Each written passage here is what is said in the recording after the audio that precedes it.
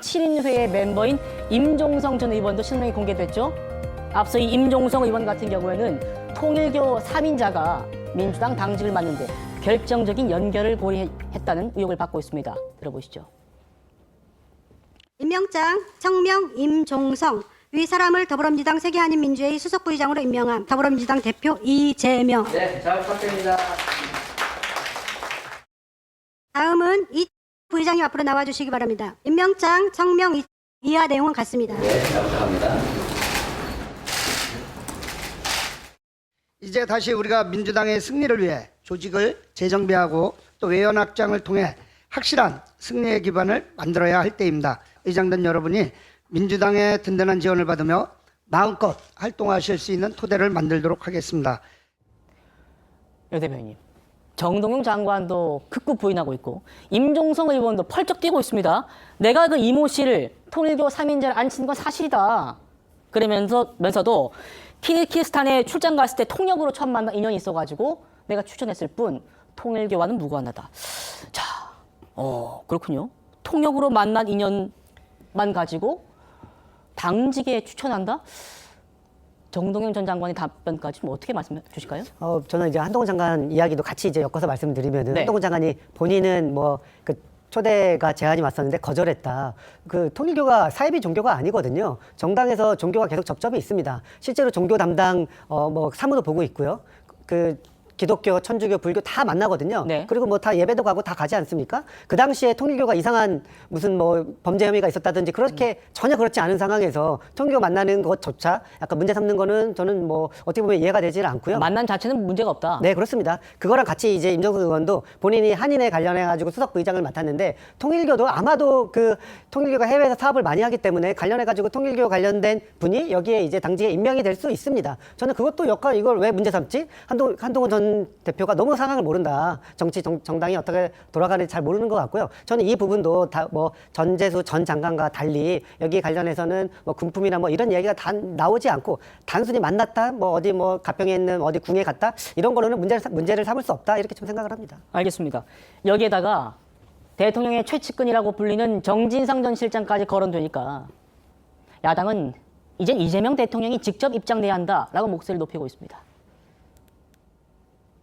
이재명 대통령 이름이 이미 나왔잖아요. 이 부분까지는 막고 싶겠죠. 나까지만 안 하면 된다. 그러나 지금 이름이 거론되고 있는 사람들까지 이 정권이 막다가 그 정권의 내상이 커질 수가 있으니 이 부분은 저는 포기를 거의 한 것으로 보고 그러면은 전재수, 정동영 장관은 일종의 버린 그냥 카드라고 봅니다. 예. 유체이탈해가지고 내 일이 아닌 것처럼 제3자인 것처럼 그런 관점으로 말을 할 것이 아니라 실무진 내지는 어떤 장관급에서 그런 일이 있다면 우리도 달리게 처벌받겠다라고 하는 유감을 표명한다라는 그 정도의 메시지가 나와야 되는 거고 본인도 윤영호 세계본부장한테 직접 연락을 받았다고 하고 또 정진상 비서실장 이야기 지금 나오고 있는 것 아닙니까? 결국 본인들의 측근이자 본인과 연관된 사건이기 때문에 이재명 대통령도 입장을 표명해야 된다라고 생각을 합니다. 그러게요. 김지욱 대변인. 대통령은 여야 모두 엄정하게 수사하라라는 입장만 내고 본인 최측근이라고 불린 정진상 전 실장, 7인회 멤버인 임종성 의원이 연루가 돼 있는데 여기에 대해서는 별 말씀 없으시네요? 아니 어제 분명하게 말씀하셨지 않습니까? 여야 지위 고하를 막론하고 엄정하게 수사해야 된다. 여기에서 어떤 더 말씀을 하셔야 되는 거죠? 원칙적인 부분을 말씀하셨으면 된 거 아닌가요? 지금 여러분들의 이름이 지금 여권 측의 관계자다라고 해가지고 거명이 되는데 저는 좀 분리해서 좀 정확하게 좀 살펴볼 필요가 있을 것 같습니다. 일단 금품을 수수했는지 여부와 관련돼서는 두 사람이 지금 지목이 되고 있습니다. 전재수 전 장관하고 임종성 전 의원 두 사람만 지목이 되고 있죠. 예. 다른 분들은 만났다. 그리고 행사 특히 22년도에 그 한반도 평화 서밋이라고 해가지고 미국의 부통령까지 참석하는 그런 행사에 여야의 당시 대선 후보들이 참석해달라라는 요청을 이 통일교 측에서 얼마든지 할 수 있었던 상황이었고 그 상황을 조율하는 과정 속에서 만남이 이루어졌던 측면들도 분명히 존재하는 것 같아요. 그렇게 문제가 안 되는 것까지 모두 다 여권 측의 인사가 지금 모여 있으니 이건 다 문제다 이렇게 얘기하면 좀 안 되지 않겠습니까? 특히 지금 야권에서 두 분의 이름이 올라와 있지 않습니까? 김규환 전 의원과 나경원 의원의 이름도 올라와 있어요. 나경원 의원께서는 본인이 지금 펄쩍 뛰셔요. 뭐라고 하시냐? 저질 물타기 정치 공작이다. 이렇게 얘기를 하고 계십니다. 네. 그러면 지금 야권에 그 이름이 나오시는 분에 대해서는 정치 공작이라고 얘기하는데 여권에서 이름 나오는 사람들은 다 이것은 기정사실화인 것처럼 그래서 이것을 통일교 게이트다. 이렇게까지 얘기하는 것 이거는 전 지금 이 시점에서 굉장히 오바된 측면이 있다. 이렇게 얘기하고요. 정동영 전 장관 말씀만 딱 짧게 한 말씀만 드리면 정동영 장관이 아주 오늘 점잖게 말씀을 하셨습니다. 나 관계없다라고. 그런데 점잖게 얘기를 하면 억울하지 않은 게 되는 겁니까? 똑같습니다. 어떤 방식으로 표현하든지 간에 본인들이 지금 아주 자신들의 무혐의, 무고함을 지금 얘기하고 있다면 일단 그 부분에 대해서 수사가 진행될 때까지 그 부분을 지켜볼 필요가 있을 것 같다. 이런 말씀 드립니다. 알겠습니다. 그렇죠.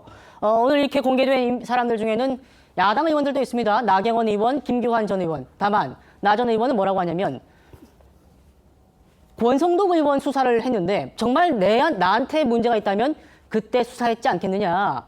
그러니까 야당의 의혹은 수사를 했다는 것이고 지금 여기 나오는 이 윤영호 전 본부장의 입에서 나온 인물들은 특검의 수사가 전혀 이루어지지 않았기 때문에 이게 지금 게이트란 이름으로 번지고 있다는 점을 다시 한번 좀 짚어드리면서요. 전재수 장관 첫 낭만입니다. 장관으로서. 장관급 3명에 7인의 멤버 1명, 최측근 1명. 이렇게 오늘 하루 만에 이렇게 실명이 공개됐는데 어제 윤영호 전 본부장은 침묵했습니다. 그걸 두고 야당은 이재명 대통령의 협박이 먹혔다라고 지적합니다. 들어보시죠. 결국 이재명 대통령의 공갈 협박이 먹혀들었습니다. 특검 수사 때는 돈 받은 더불어민주당 인사들 명단까지 제출했는데 정작 재판에서는 단 한 사람의 이름도 밝히지 못했습니다. 오히려 실상은 더 명백해졌습니다. 통일교와 유착된 것이 이 정권과 더불어민주당임을 입증하는 것입니다. 협박이 일정 부분은 효과가 있었다. 윤영호 본부장은 통일교가 자기를 꼬리 잘랐다고 표현하는 네네. 분입니다. 통일교 쪽하고 아직도 관계가 밀접하면 오히려 본인이 살기 위한 선택을 했을 텐데 윤영호 본부장 개인으로 보면 이재명 대통령의 저 메시지에 정확히 순응을 해야지 본인이 살 수 있다고 보는 겁니다. 자, 서정 의원님. 윤영호 본부장이 어제 입을 닫은 이유. 입 닫고 하루 만에 지금 싹 다 실명 공개됐단 말입니다. 그런데 입을 닫은 이유. 이재명 대통령 때문입니까? 어떻게 보세요? 제가 볼 때는 두 가지 이유가 있을 것 같습니다. 첫 번째는 이재명 대통령께서 종교 해산을 언급하면서 굉장히 강력한 메시지를 냈죠. 그래서 사실상 압박을 굉장히 크게 느꼈을 거라고 봅니다. 그 압박이 통한 걸로도 볼 수 있습니다. 그러나 또 하나는 이렇게 볼 수도 있을 것 같습니다. 본인이 가진 무기가 무엇인지 이미 보여줬기 때문에 그 무기를 완전히 꺼내들지 않았다. 그게 아닌가 하는 생각이 들고요. 그다음에 이 사건에 대해서 지금